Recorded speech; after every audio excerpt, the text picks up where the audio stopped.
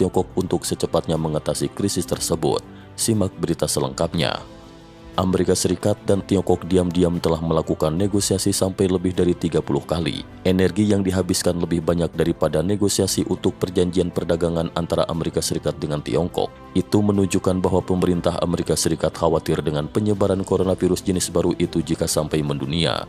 Sekarang ada selusin bukti yang tidak dapat disangkal bahwa pusat virus Wuhan bersama pusat eksperimen perang biologis Tentara Pembebasan Rakyat Tiongkok sedang mengembangkan coronavirus jenis baru yang merusak Tiongkok dan mengancam dunia. Saat ini analisis yang paling dapat diandalkan adalah bahwa bangkai hewan yang digunakan oleh laboratorium dan yang disuntikan dengan coronavirus jenis baru itu belum dibakar atau didesinfeksi dengan segera, yang mengakibatkan kebocoran virus atau penyebaran virus. Ilmuwan India percaya bahwa coronavirus jenis baru adalah virus buatan yang dibentuk oleh para peneliti Wuhan dengan memasukkan virus AIDS secara paksa ke dalam coronavirus, menjadikan virus itu lebih berbahaya karena memiliki daya infeksi yang lebih kuat. Menghadapi tuduhan masyarakat, Xi Zhengli, peneliti di pusat virus Wuhan, bersumpah bahwa penelitian mereka tidak ada hubungannya dengan coronavirus baru. Namun netizen menemukan serangkaian makalah yang diterbitkan oleh Xi Zhengli di majalah profesional Inggris dan Amerika. Dengan demikian, kebohongan terkuak ia tidak dapat lagi menyangkal. Orang komunis adalah kafir dan mencari keuntungan tanpa peduli legal atau ilegal. Tulen menyembah uang. Mereka berbohong bahwa tidak akan menjual hewan laboratorium virus. Selain kesaksian dari seorang pekerja di pusat virus Wuhan, netizen telah menemukan argumen baru.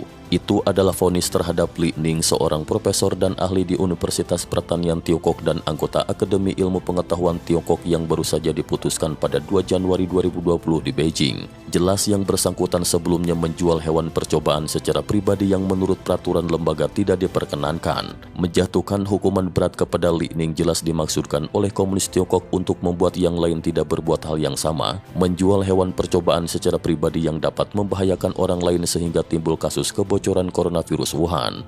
Fakta bahwa Li Ning mampu menggelapkan 10,17 juta renminbi dari menjual hewan percobaan secara pribadi menunjukkan betapa besarnya pundi gelap ini. Bagaimana seorang komunis tulen yang orientasi hidupnya mencari keuntungan tanpa peduli legal atau ilegal merasa jera. Pasar penjualan makanan laut Huanan di Wuhan, tepat di sebelah gedung Wuhan Institute of Virology, paling mudah untuk menjual hewan percobaan. Bangkai hewan percobaan yang tidak dibersihkan dari coronavirus jenis baru akhirnya menjadi sumber penyebar virus tersebut di pasar itu.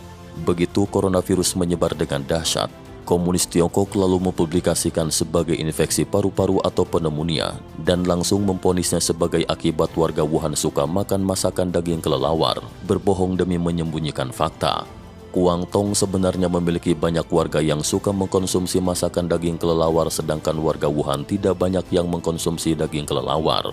Orang-orang Indonesia, Maldives memperlakukan masakan kelelawar sebagai lauk pauk biasa. Kebiasaan itu mungkin sudah berlangsung ratusan atau ribuan tahun dan belum terdengar ada yang sakit. Mengapa? Karena coronavirus pada kelelawar sama sekali tidak menular ke manusia. Komunis Tiongkok masih tidak memiliki rasa penyesalan meski sudah merugikan rakyatnya dan mengancam masyarakat internasional dan masih mati-matian menyembunyikan fakta. Tetapi Amerika Serikat memiliki ahli virus biologis terbaik dan pada akhirnya akan dapat mengetahui secara jelas.